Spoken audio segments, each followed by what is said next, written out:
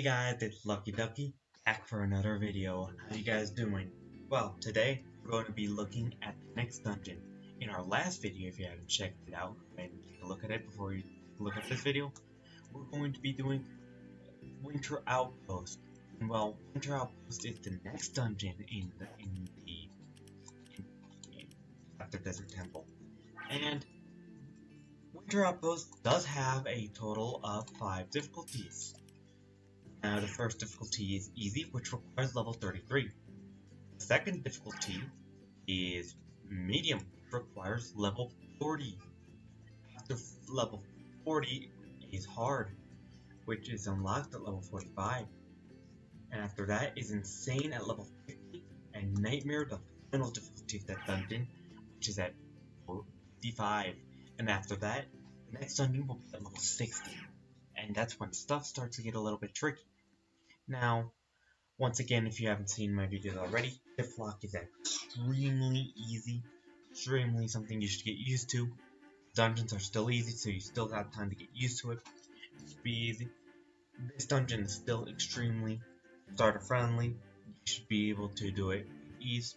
Now let's go ahead and load up the Winter Outpost Easy. Record mode is exactly how it is in the previous video. Let's click lobby, and without further ado, let's start the dungeon. Here we go. Now, while we load up in there, we're going to look at the abilities. Now, what class, you might ask, would be better? Now, I'm just gonna spit it right away and say it is the mage class. The mage class is the better one here. Now, let me explain why. Now, there's a good amount of mage more spells than warrior ones. Now, warrior can be decent here, unlike Desert Temple, which is absolutely garbage. So I recommend you going mage here, but if you go warrior here, it's completely fine. The good spells would be like Piercing Rain and Firebomb. Searing Beam is alright, but it's still useful. Lightning Beam and Ice Needles for the beginners of the spell. Also, some healing spell like Rejuvenating is great, and an of Life, which is, if you ask me, the best healing spell all the way into the canals, which is all the way into levels 100s. So definitely take advantage of that. For warrior, there's just Gale Slice and like Arcane Barrage and Ground Slam. Ground Slam is decent. It's honestly just all that for that. It just doesn't feel worth it anymore. Now, sometimes a little tip and trick you guys doing if you're lagging, you want to turn the damage off, show abilities off, which will turn off abilities for teams. I'm going to keep the music on. If you want to turn it off to reduce lag, go ahead and you can now click it to reduce it. You should be fine. I'm going to go ahead and eliminating these guys. If you notice, there's this little called Frost Wizard, which shoots in a line. This is the first different type of troop, which you'll be seeing more in the future, and you should be able to avoid. As long as you know how to use shift lock, these guys should be even easier than the regular Frost minions and the people. Frost minions work exactly the same. It is just identical. So here is one of the first dungeons that it goes in a straight line. So the dungeon we're doing right now is exactly the same. Now, for here, just go ahead and avoid if you have like a range spell like Lightning Spell or Ice Needles or something like that. Keep a range, use your shift lock. If like Firebomb or Piercing Rain, just go straight and go for the big hit. Now, for this one, there's 3 groups of mobs, and you make sure to use shift lock to your advantage going around. I'm using the speed spell here, yeah, but you won't have a speed spell, but you should be able to handle it. And if you can't, remember, you can always respawn if you're not doing it in hardcore. You should be fine. It shouldn't be that difficult. Once you deal with these, we'll go on to the next room, and here are the next mobs. Here you can gather them all into a spot and constantly attack them. Obviously, I'm one-shotting them here, but you won't be one-shotting them, but you should be able to deal with them. Now, if you might be asking, where is the egg? Now, that's a great question, and we have just arrived in the room on where the egg is. So, right here, once you defeat these 2 mobs, you'll go right behind the house, and the egg will be right here where I'm standing. You'll grab the egg and it will explode. Now, make sure to grab that up and go ahead and go over here and eliminate the mobs. You should be able to handle these fine. These mobs aren't any different. You should be able to handle these with ease.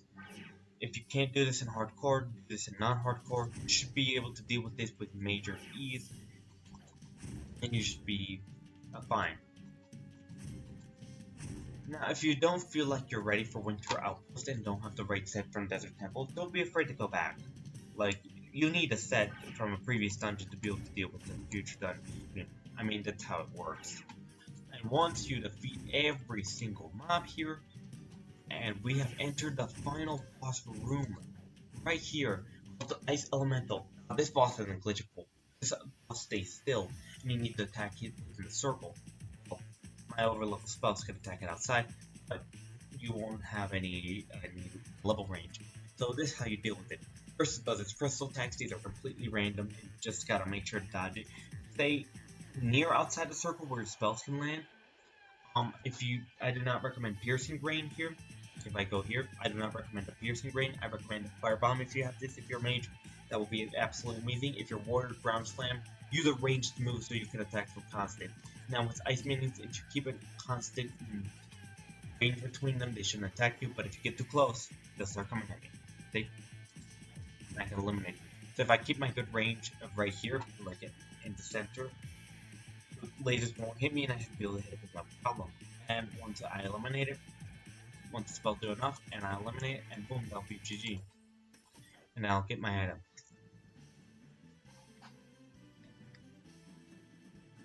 Now I'll be going back to the lobby. Now for a small thing, the rejuvenating spray isn't that good unless like you have a teammate. I'm not sure if it heals yourself wise.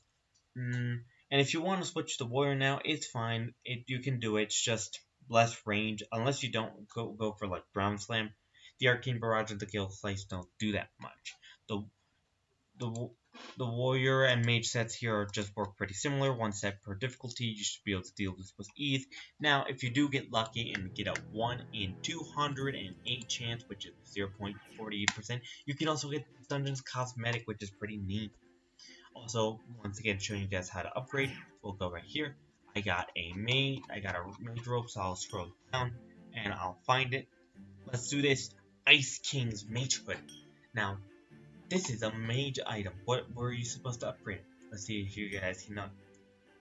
If you said physical, you're wrong. If you said health, you can upgrade it in health this time, but if you're wrong, you're supposed to upgrade it on spell power because it's a mage item. And you can press spend all, and all the upgrades you can do will instantly upgrade here. It'll definitely be helpful in the quality life improvement. Now, testing your damage, I still recommend nose bags. If you want, you can try it on the shop. Because I don't have my spells on. Let me flip it real quick. There we go. We can attack it real easily. You can also attack it from the novice bags with ease, or the advanced bags in the future. This is basically an explanation of Out of Winter Outpost. I hope this helps out. If you have any questions, let me know in the comments. And that's about it. Thank you so much for watching. My name's Lucky Ducky, and I hope you enjoyed this Winter Outpost tutorial. Waddle out, my friends.